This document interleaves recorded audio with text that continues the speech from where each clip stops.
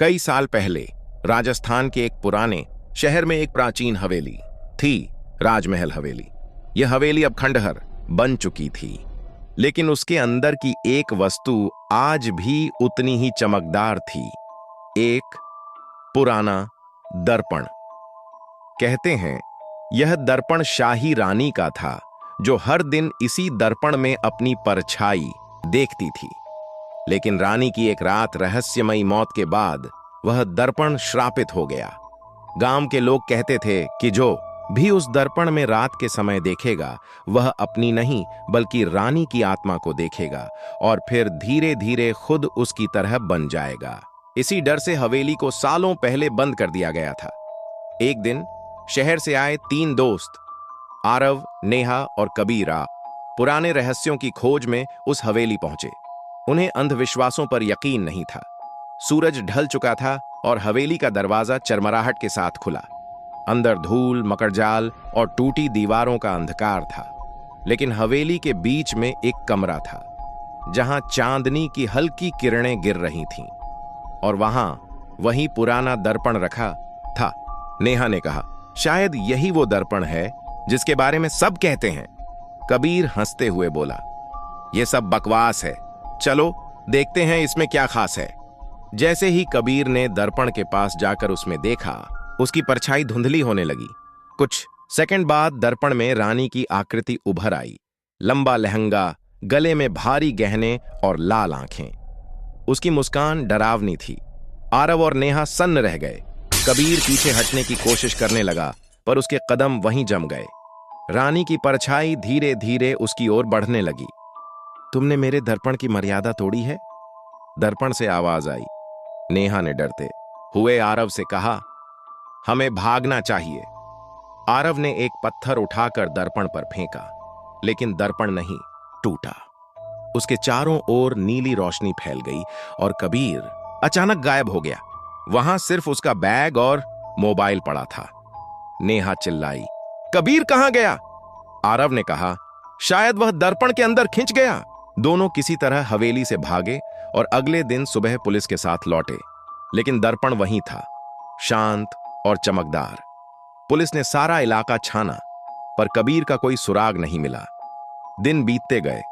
नेहा और आरव अपने शहर लौट आए, पर हर रात नेहा को एक सपना आने लगा। उसी दर्पण में से रानी उसे बुला रही थी। आओ, तुम्हारा दोस्त मेरे पास है। डरी हुई नेहा ने आरव को फोन किया। दोनों ने फिर हवेली जाने का फैसला किया। इस बार उन्होंने अपने साथ तांत्रिक बातास बालकृष्ण जी बैस को बुलाया। बालकृष्ण जी ने हवेली पहुंचते ही कहा, यह कोई साधारण वस्तु नहीं है, यह रानी की आत्मा का कैदखाना है। उन्होंने मंत्र जाप शुरू किया, और जैसे ही दर्पण पर गंगा जल छिड़का गया, उसमें से भयानक आवाजें गूंज उठीं। दर्पण कांपने लगा और अंदर से कबीर की परछाई दिखी। उसका चेहरा पीला और डरा हुआ था। वह चिल्ला रहा था, मुझे बाहर निकालो। बालकृष्ण जी ने कहा, रानी का श्राप तोड़ने के लिए एक निर्दोष आत्मा को मुक्त करना होगा। नेहा ने साहस जुटाकर कहा, अगर मेरी आत्मा देनी पड़ी तो भी मैं अपने दोस्त को बचाऊंगी। तभी रानी की आत्मा प्रकट हुई। उसकी आंखें जल रही थीं। उसने कहा, कभी किसी ने मेरे साथ ऐसा साहस नहीं किया। तुम्हारा दिल सच्चा है। फिर दर्पण की चमक बढ़ी और एक तेज रोशनी के साथ कबीर बाहर आ गिरा। रानी की आत्मा ने आसमान की ओर देखा और धीरे धीरे धुएं में बदलकर गायब हो गई। दर्पण अब साधारण लग रहा था। बालकृष्ण जी ने कहा, अब यह दर्पण शुद्ध हो चुका है, लेकिन इसे कभी किसी हवेली या कमरे में मत रखना। इसे पवित्र जल में प्रवाहित कर दो। तीनों दोस्तों ने दर्पण को नदी में बहा दिया। नदी की लहरों में वह धीरे धीरे डूब गया और एक हल्की रोशनी के साथ गायब हो गया। उस दिन के बाद से हवेली शांत है। कोई आवाज नहीं, कोई परछाई नहीं। पर आज भी जब चांद की रात होती है, तो हवेली की दीवारों पर एक चमकदार आकृति दिखाई देती है, जैसे कोई अपने पुराने दर्पण को ढूंढ रही हो। कहानी का संदेश, हर रहस्य को छेड़ना जरूरी नहीं होता। कुछ चीजें सिर्फ देखने के लिए नहीं, बल्कि सम्मान देने के लिए होती हैं। पिछले हिस्से में आरव ने उस पुराने दर्पण को हवेली से उठाया था, जिसके बारे में कहा जाता था कि उसमें देखने वाला इंसान अपने असली चेहरे नहीं बल्कि अपनी मृत्यु का दृश्य देखता है। आरव ने उस कहानी को झूठ समझा था, पर अब उसे एहसास होने वाला था कि कुछ परछाइयां मजाक नहीं करती। रात का दूसरा पहर था। हवेली में टंगे उस दर्पण के सामने आरव बैठा था। बाहर तेज हवा चल रही थी, खिड़कियां धमक रही थीं, पर उसकी नजरें सिर्फ उस चमकते शीशे पर थीं। उसने देखा, उसका चेहरा धीरे धीरे धुंधला होने लगा। अचानक उसमें किसी और का चेहरा उभर आया, वही जो बचपन में उसने एक बार सपने में देखा था। आधा जल चुका, आंखों में कोयले सी आग। आरव की सांसें थम गईं। उसने कांपते हुए हाथ से शीशे को छुआ और तभी कमरा ठंडा पड़ गया। दीवारों पर जाले हिलने लगे। दर्पण से धीमी आवाज आई, वक्त पूरा हो गया है। आरव पीछे हटा, पर अब वो आवाज उसके दिमाग में गूंज रही थी। उसने महसूस किया जैसे कोई ठंडी उंगलियां उसके गले के पास सरक रही हों। उसने दर्पण को तोड़ने की कोशिश की, पर शीशे पर दरार आई ही नहीं। उल्टा उसमें अब दो चेहरे दिखने लगे, एक उसका, दूसरा वही आग सी आंखों वाला। वो चेहरा मुस्कुराया, अब तेरा चेहरा मेरा है। अचानक दर्पण से एक झटका लगा और आरव पीछे फेंक दिया गया। उसकी पीठ दीवार से टकराई और वह बेहोश हो गया। जब उसे होश आया, सुबह हो चुकी थी। धूप कमरे में आ रही थी, पर कुछ अलग था। दीवार पर दर्पण नहीं था। उसने चारों ओर देखा, सब सामान जस का तस, बस दर्पण गायब। तभी उसने अपनी परछाई को देखा, जो दीवार पर बन ही नहीं रही थी। उसका चेहरा अब परछाई में नहीं दिख रहा था। वो डर के मारे भागा। बाहर आकर उसने अपने दोस्त रोहन को सब बताया।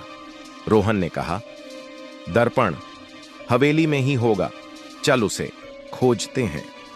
दोनों फिर उस हवेली पहुंचे।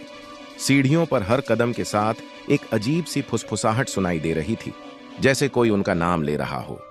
उन्होंने कमरे में जाकर देखा, दर्पण अब जमीन पर पड़ा था, पर उसमें रोहन का चेहरा दिख रहा था। आरव ने चौंक कर कहा, ये तेरा चेहरा इसमें कैसे? रोहन बोला, मुझे तो तू दिख रहा है। दोनों ने एक साथ दर्पण में देखा और तभी शीशे में तीसरा चेहरा उभरा। वो न आरव था न रोहन, बल्कि कोई तीसरा सफेद चेहरा, खाली आंखें और होंठों पर खून जैसा निशान। आवाज आई, अब तुम दोनों इसमें कैद हो चुके हो। घड़ी ने 3 बार टनटनाया और हवेली की सारी लाइटें बुझ गईं। बाहर हवाएं रुक गईं, सब कुछ ठहर गया। जब कुछ देर बाद दरवाजा खुला तो कमरे में न आरव था न रोहन, बस टूटा हुआ दर्पण पड़ा था। उसके टुकड़ों में 2 परछाइयां दिखाई दे रही थीं जो हिल रही थीं, जैसे कोई अंदर से बाहर निकलने की कोशिश कर रहा हो। गांव वालों ने अगले दिन उस हवेली में जाकर देखा तो दीवार पर फिर वही पुराना दर्पण टंगा था, बिल्कुल सही सलामत। बस इस बार उसमें आरव और रोहन के चेहरे नजर आ रहे थे, बिना किसी हाव भाव के, जैसे किसी ने उनकी आत्माओं को जला दिया हो।